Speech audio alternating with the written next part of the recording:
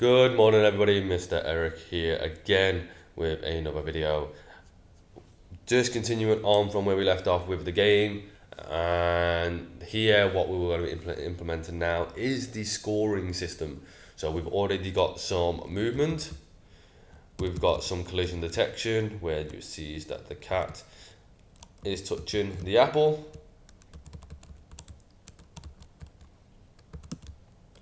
And now what we want to do is increase the score every single time the cat is reaching the apple. So same position here. When we go around the position, what we want to do is increase the score. First, we have to create a score and store it somewhere. So in this section here, in the variable section, we want to make a variable that says score.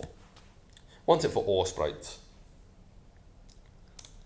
And it just creates this variable. So at the very beginning, when the green flag is clicked, we want to set, not my variable, we want to set the score to 0. That way it sets it all the way back to 0. And I'll show you actually what that does actually, let me just move this here. And what we want to do first of all is change the score by 1. Every single time you catch it, that's it. You'll see, here's the score, here's the apple. When I touch the apple, it's from 0, now it's moved to 1. Now it's moved to 2. Now it's moved to 3 and 4. So if I stop this and run this again, you will see the score is still on 4. It doesn't reset. That's what this bit does.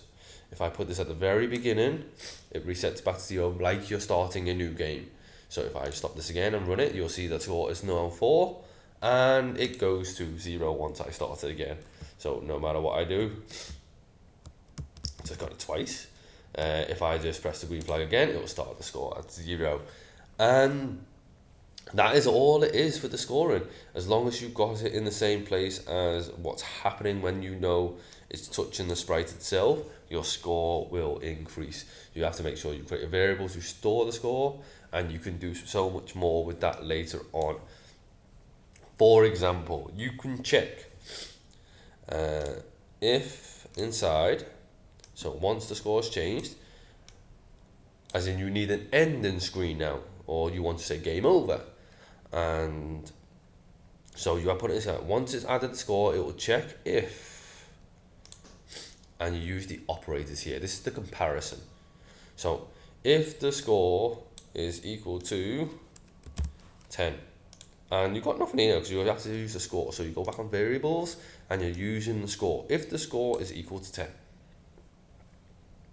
then you do a whole thing with changing the backdrop, you remove the characters, or for example, you might want to do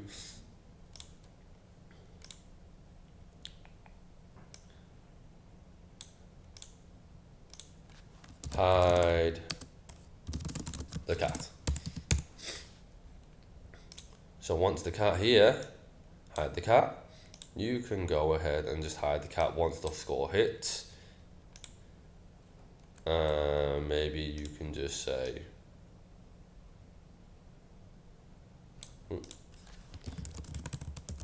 game over. Again, this is a very simple concept, but I'm playing now. I'll have to actually play. So let's just see. We have 1, 2. I should have made this a bit smaller than 10, but I'm playing anyway now. I'm here. 4, 6.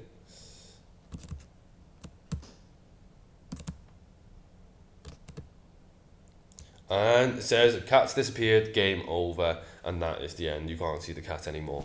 Obviously, once that is all kind of reset, you do have to go back, make sure when the green flag is clicked that the cat is shown at the beginning, because otherwise you've got no cat to begin again. So if I stop this and play it again, cat is now back and it's all set back to 0.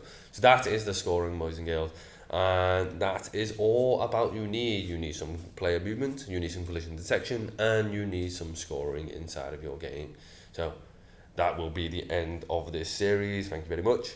Have a nice rest of your day.